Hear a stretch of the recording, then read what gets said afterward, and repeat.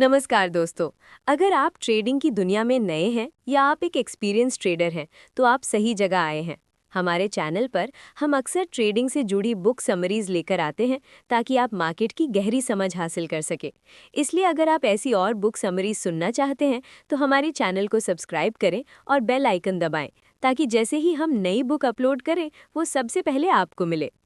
आज हम बात करने वाले हैं strategic investing for financial freedom, लेखक अनिल हनीगावे की 1 करोड़ का सपना और हकीकत। हम में से हर कोई आर्थिक रूप से स्वतंत्र होना चाहता है। हम चाहते हैं कि एक समय ऐसा आए जब हमें पैसों के लिए काम ना करना पड़े, बल्कि हमारा पैसा हमारे लिए काम करे।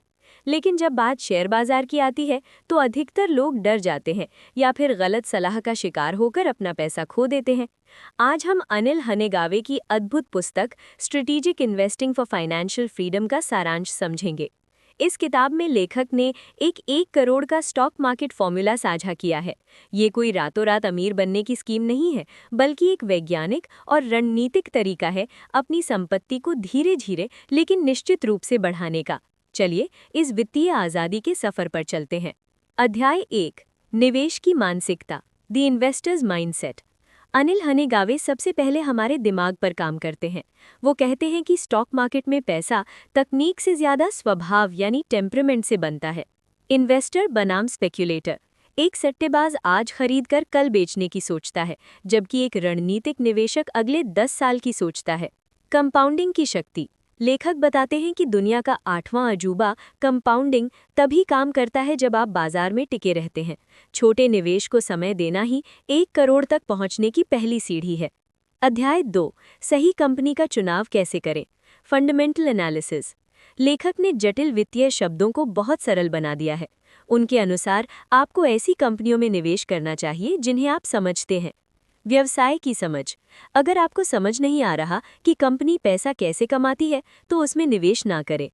प्रबंधन, क्या कंपनी चलाने वाले लोग ईमानदार हैं? लेखक का तर्क है कि एक खराब बिजनेस को अच्छा मैनेजमेंट सुधार सकता है, लेकिन एक अच्छे बिजनेस को खराब मैनेजमेंट बर्बाद कर देता है।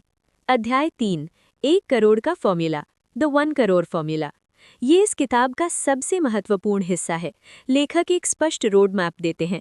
अनुशासन, डिसिप्लिन, एक निश्चित राशि एसआईपी के रूप में हर महीने अच्छी क्वालिटी के स्टॉक्स में लगाएं। लक्ष्य आधारित निवेश, अगर आप 15% की वार्षिक दर से रिटर्न कमाते हैं और हर महीने एक निश्चित राशि बचाते हैं तो कितने वर्षों में आप 1 करोड़ तक पहुंचेंगे? इसका पूरा गणित लेखक ने विस्तार से समझाया है। उनका मंत्र है, जल्दी शुरू करें, नियमित रहें। अध्याय 4, पोर्टफोलियो का निर्माण, पोर्टफोलियो डाइवर्सिफिकेशन। अपनी सारी अंडे एक ही टोकरी में ना रखें। लेखक इस पुरानी कहावत को एक नए नजरिए से समझाते हैं। ना तो बहुत कम स्टॉक्स रखें, रिस्क ज्यादा, और ना बहुत ज्यादा, रिटर्न कम। लेखक 15 से 20 अच्छी कंपनियों का पोर्टफोलियो बनाने की सलाह देते हैं जो अलग अलग सेक्टर जैसे आईटी, फार्मा, बैंकिंग से हों।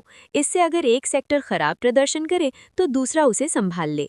अध्याय 5, कब खरीदें और कब बेचें, द आर्ट ऑफ टाइमिंग। ज्यादातर लोग तब खरीदते हैं जब बाजार महंगा होता है और तब बेचते हैं जब बाजार गिर रहा होता है। अनिल हनेगावे कहते हैं कि एक रणनीतिक निवेशक बाजार की गिरावट को एक सेल की तरह देखता है। जैसे हम कपड़ों की सेल में खुशी खुशी जाते हैं, वैसे ही बाजार गिरने पर हमें डरना नहीं, बल्कि अच्छी कंपनियों को सस्ते दाम पर खरीदना चाहिए।